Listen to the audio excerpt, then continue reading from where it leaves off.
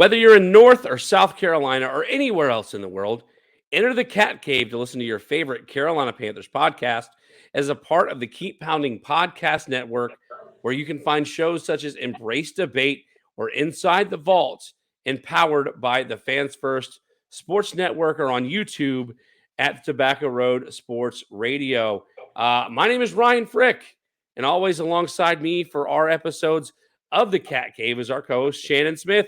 Shannon, what's going on, bud? How's everything going for you, man? Everything's going good, man. Let's go through another week of the same. Yeah, another week of the same old stuff.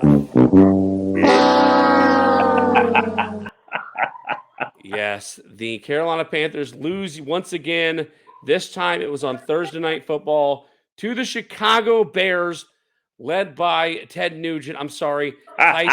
Bagent. Oh, man. Because they were saving Justin Fields one more week to play the Lions this coming weekend. So let's go ahead and start off on defense, because once again, at least the stat line is pretty respectable for this defense. Shannon, give us your thoughts on the defensive performance here. And the Carolina Panthers lost to the Bears. Okay, now, I know you watch baseball, right, Ryan? Yeah. Okay, so you know how it is when you have, when I say run support, right? Yep. So the Carolina Panthers defense laid it perfectly, laid the foundation, did what they were supposed to do. They just couldn't get any run support from the offense. And so that's what happens. You know, we talk about good defenses. You know, you talk about wonderful defenses in past and the present of the NFL. A lot of those defenses had very reliable offenses that put points on the board and helped out the defense. But I didn't see that in Carolina. The defense played good, even though they didn't let by a touchdown. Yeah. But it's just the fact of, you know, when you're trying to play good defensive football, when the offense can't put points on the board, it makes your defense obsolete. Your defense gets tired. They get beat up. They get banged up, which was the story because of the Bears' running game. Beat up on Carolina's defense because their defense was out on the field too long. Yeah, when you look at the stat line for the Bears, their biggest two producers on this offense were Carolina Panthers last season. Deontay Foreman, 80 carries or 80 yards on 21 carries. Wasn't a great yard per carry average, but he did find the end zone in that game. Yes. DJ Moore was your leading receiver for the Bears, 5 catches, 58 yards. They held Tyson Bagent to just 162 passing yards.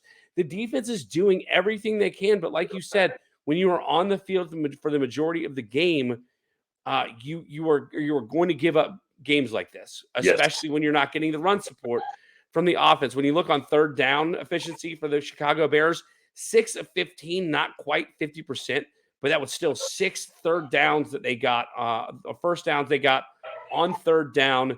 Not really sloppy, only 7 penalties for the Bears. But when you look at this Panthers offense, when you talk about the lack of run support for the Carolina Panthers, Bryce Young once again struggles. 185 yards passing, no touchdowns. Now, fortunately for him, he did not turn the ball over in this game, although he took 3 sacks. Yes. But you know, when you look at the offense, again, 185 yards, you're not going to have a lot of receivers producing. Adam Thielen was not your leading receiver because the leading receiver had 1 catch for 45 yards, but Thielen had 42 yards receiving in this game. You look at the run game here. Mm-hmm. Chuba Hubbard, your leading running back, only had 9 carries in this game, 2.6 yards per carry average, but he only got 9 carries compared to 38 passing attempts.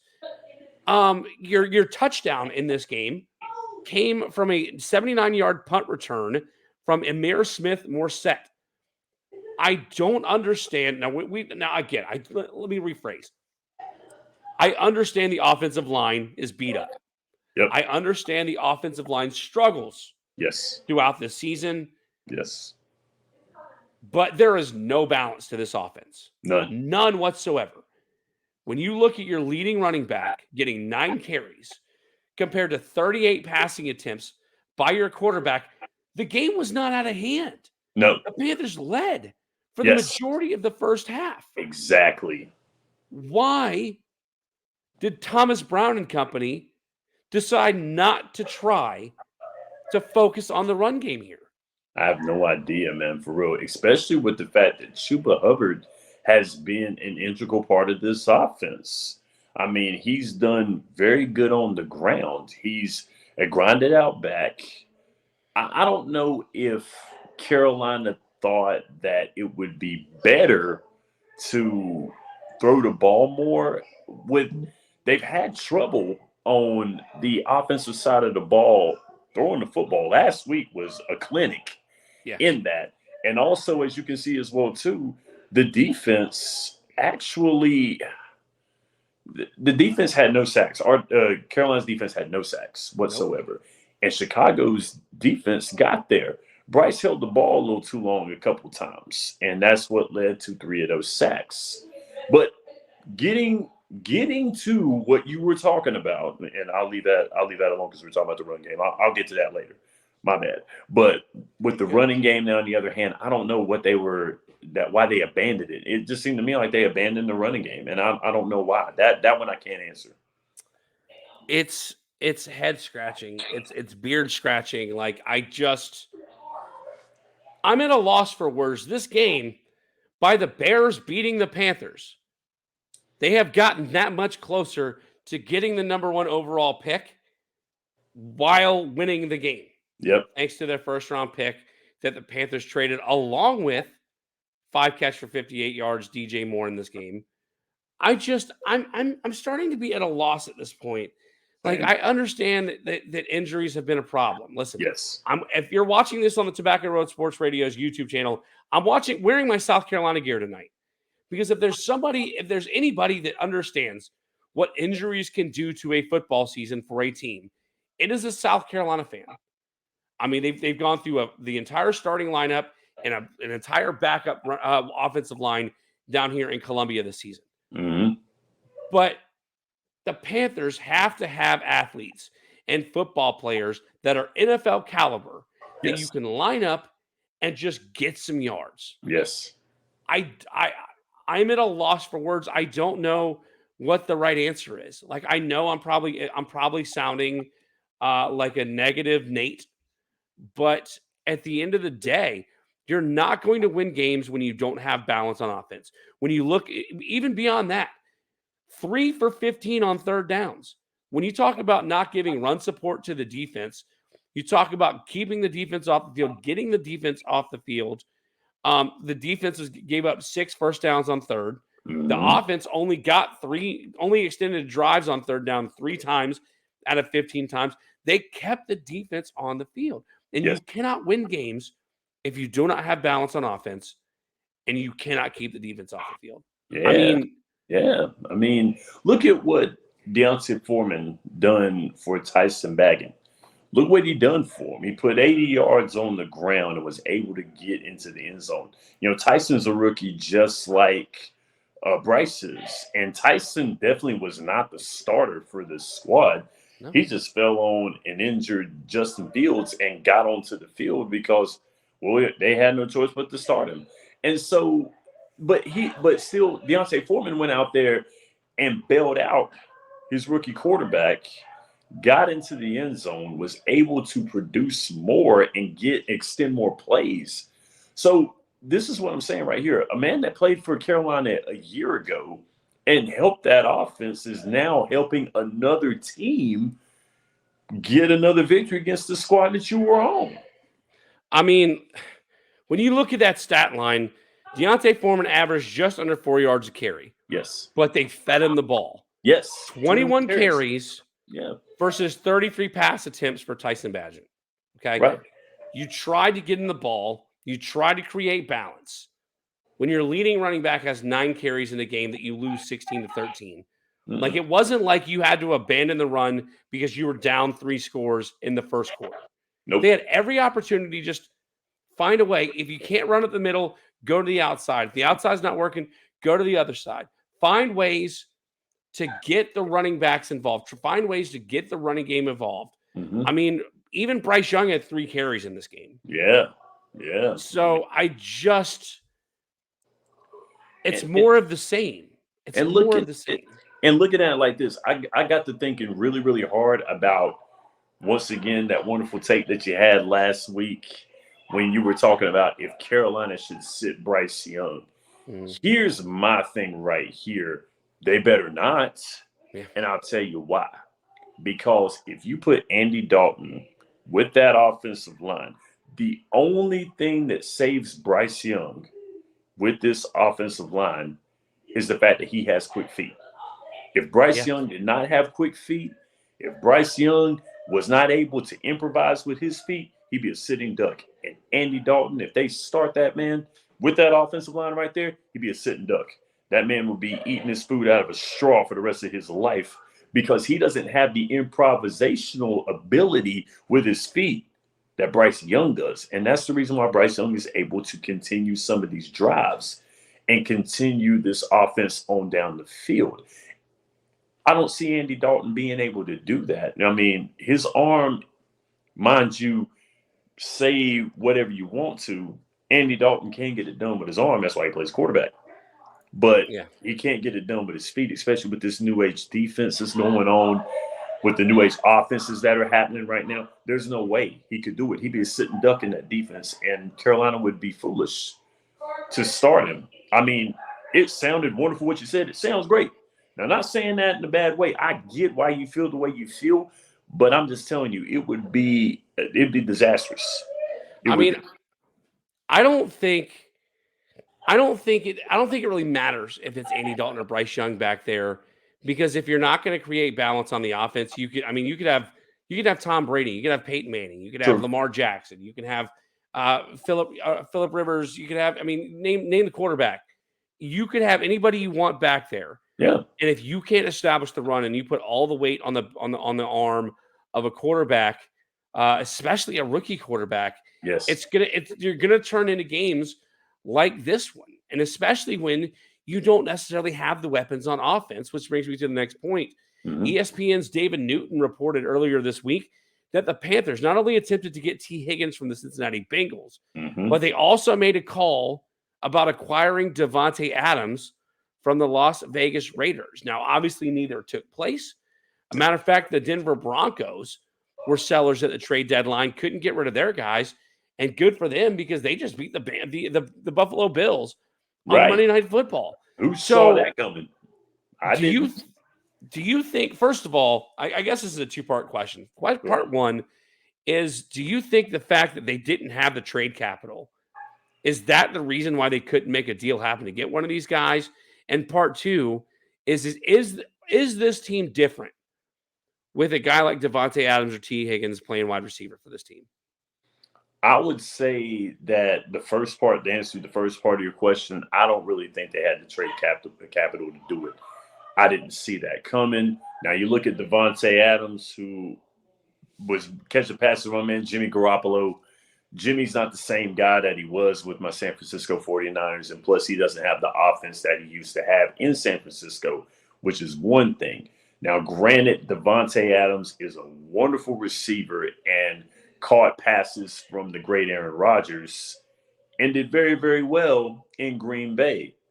Now, I'm not taking that away from him, but the fact that the Raiders have him now and it just seems like he's just a relic on that squad that's not that great. Do you think Aiden O'Connell's a better quarterback for Davante Adams and Jimmy Garoppolo or than Bryce Young?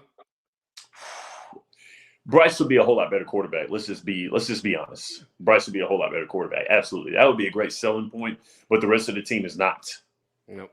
So that's the only thing he'd have going for him. You'll be catching passes from Bryce Young, and who has a very, very who can have an upstart in the league because he's so young. But O'Connell, I don't see that in him because of the situation that he's in. Jimmy Garoppolo has had the injuries that he's had. I watched Jimmy play for years. Love Jimmy. Love him to death. But, dog, I think it's time that you fade to black on this one here. Do you Jay-Z and fade to black and go from there? And the second part of your question there also, too, which I look at and I'm just like – I have to sit back and think on that one because I'll answer the question for you. I don't think the team looks different. I don't think No, you give. I don't think absolutely if you not. add Devontae Adams or T. Higgins, No. I don't think the team looks different. Yeah. Because again, you could add Christian McCaffrey back to this offense Yes, you can. if you're not going to commit to creating balance on offense, and that might be the title of this show, balance on Yes. offense. Yes. Because if you're not going to commit to creating balance on offense, you're going to have games like you had this week. It's Yeah. just it's as a Panthers fan, it's infuriating It to is. watch a team that's got talent on offense, Yes. it's got guys who can go out and make plays.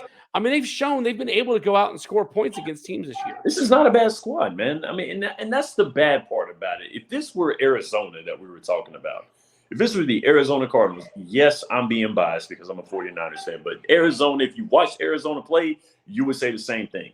This is not a squad that is poorly built. This is a squad that actually looks very well paper-wise, but that's the reason why you play games on the field and not on paper, because you figure out what you've got, who's strategy, this, that, and the third. You figure that out. But Arizona was a dumpster fire from the get-go because of the fact that they don't know who to put a quarterback. You traded your quarterback, and now he's doing well in Minnesota. Your scheme didn't work for this guy, but he goes somewhere else and dude rocks it out there on the field. That's got to be a shot in you. That's got to be a big – the egg is on your face on that one right there. But Arizona was a dumpster fire from the get-go. I saw that coming from what I've seen from them.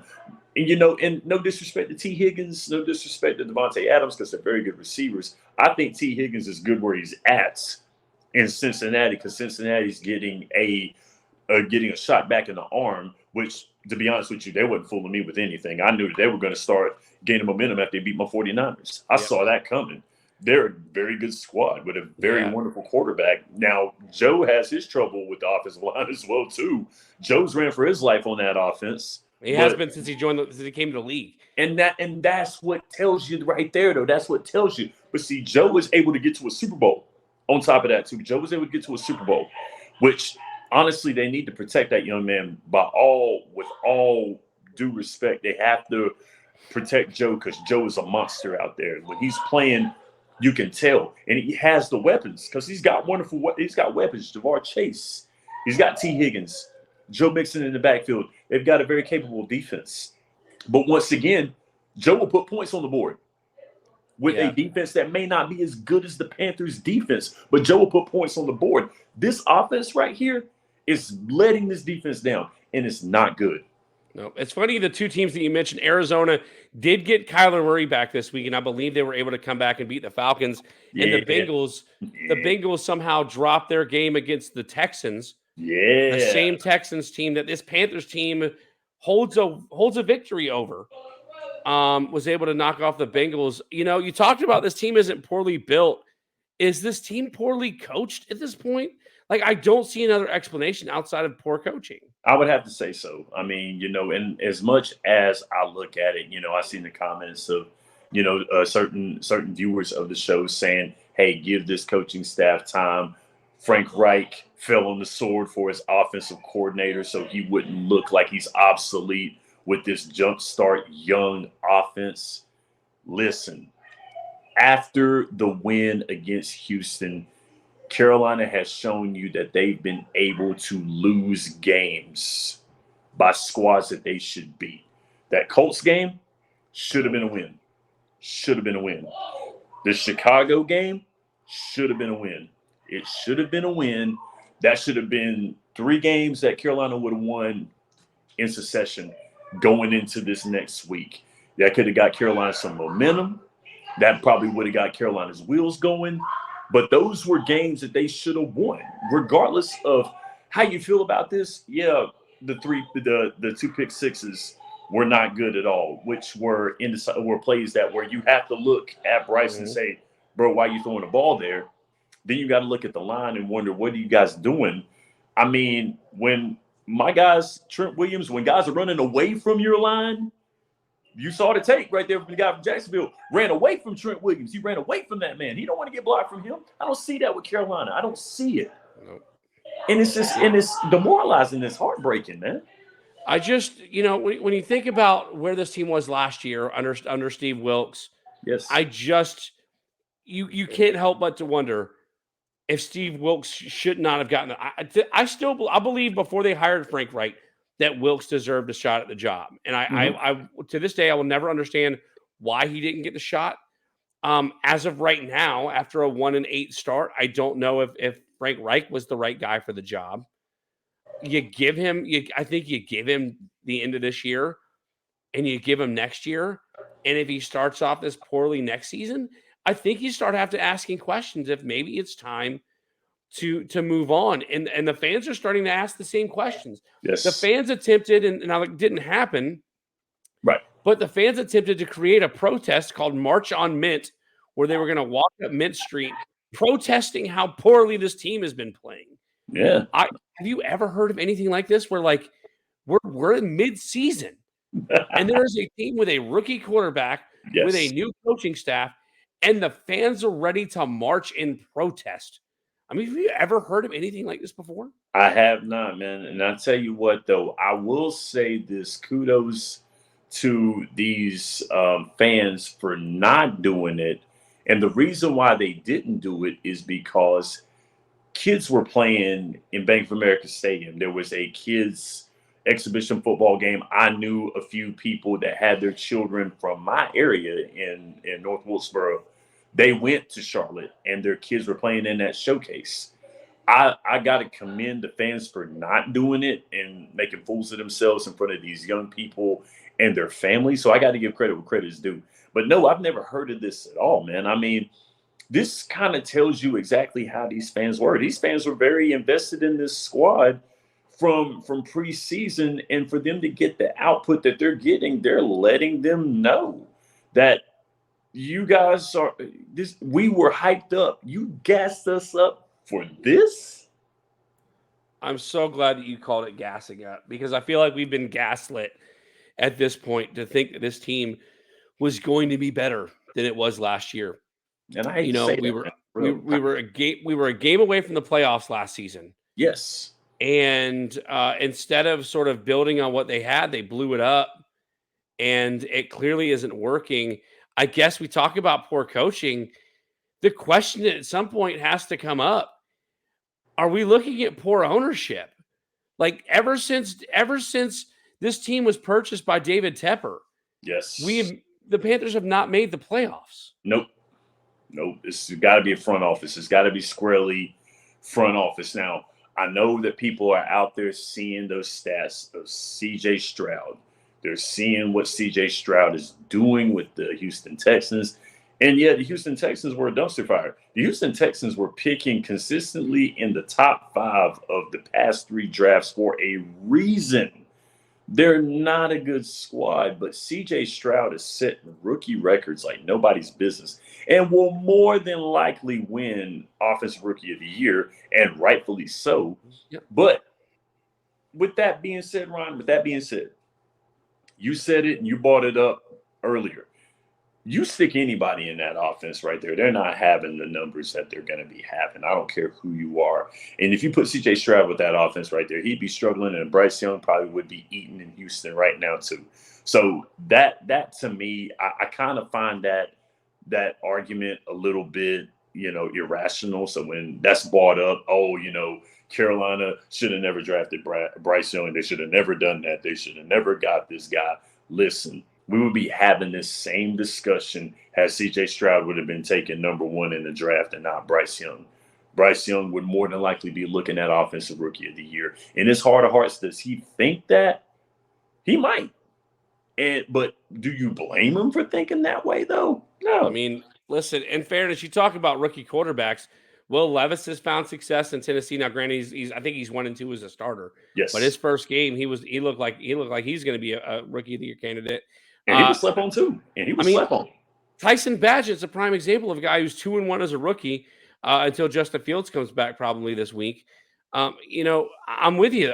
I've seen the argument thrown around. Well, CJ Stroud is a better quarterback. Well, no. The situation would be reversed. Everybody would be wondering why CJ Stroud is struggling when there was a Heisman Trophy winner that everybody wanted, lighting the world up over in Houston. So I don't want to say we got the right guy or the wrong guy just yet. But the idea that like ownership cares about making money more so than putting a quality team on the field. Like, I feel like, because I mean, he's got his hands in a lot of other baskets, right? We got a soccer team in Charlotte now. Yeah. There's so much going on around this owner that I feel like first of all, he's stretching himself too thin.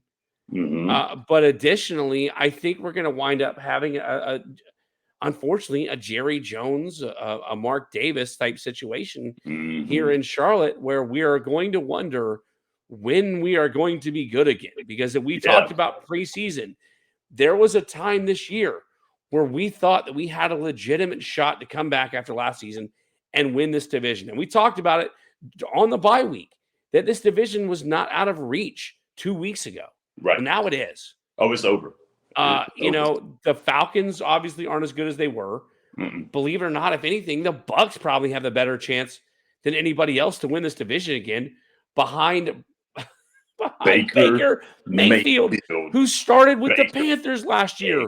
Exactly. At the beginning of the season. And that's another thing right there. So everybody can get off Baker Mayfield's back now. Now, mind you, he's no Saints. He's no wonderful guy. But can you sit back here and say that the problems that Carolina was having last year were they squarely on Baker Mayfield? You probably got to look at this squad and realize maybe that's a big no. I mean, Baker, I'm not going to sit out here and say that Baker Mayfield's a top 15 quarterback in the league. Same. He's probably more 20 to 32, right? He's serviceable. He's winning games. He's getting his guys involved. Rashad White, the running back, is looking fantastic as the season goes along. So the Bucs, you're probably looking at a two-headed Bucs Saints for the NFC South, but there's still a very high likelihood that the winner of this division will win this division with a losing record. But we do have something good to look forward to this week, or at least maybe going forward. Cornerback J.C. Horn, former Gamecock, and tight end Ian Thomas, both designated to return from injury reserve. Ian Thomas, a better blocking tight end, probably the best blocking tight end the Panthers have. J.C. Horn, we've talked about in the past, a guy that cannot stay healthy. Nope. Hopefully he can come back in. There's no guarantee that they're going to start right away. I would definitely say that J.C. Horn's got some time before they put him back in the lineup. But do you think these two impact players are going to make any sort of real impact for this team moving forward? I hate to say it, I don't think so, man. It's going to add a little more depth, but that's it. Yeah, I mean, again, when you look at the schedule, you've got some pretty tough games. Now, you got obviously this weekend with the Cowboys. You're at the Titans, who are really hit or miss. They get the Bucs twice to finish out the season in 3 weeks, and then at the end of the season, you got another matchup with the Saints and Falcons, who have already both beat this Panthers team. You get to host the Packers, which it should be a winnable game considering the Packers are as bad as I expected them to be preseason. But then the Jaguars, man, the Jaguars look really, really good. So I don't think there's necessarily any game on this schedule going forward that looks like a real winnable game. And it starts with this Sunday as they play host to the Dallas Cowboys. Sunday, 1:00 kickoff.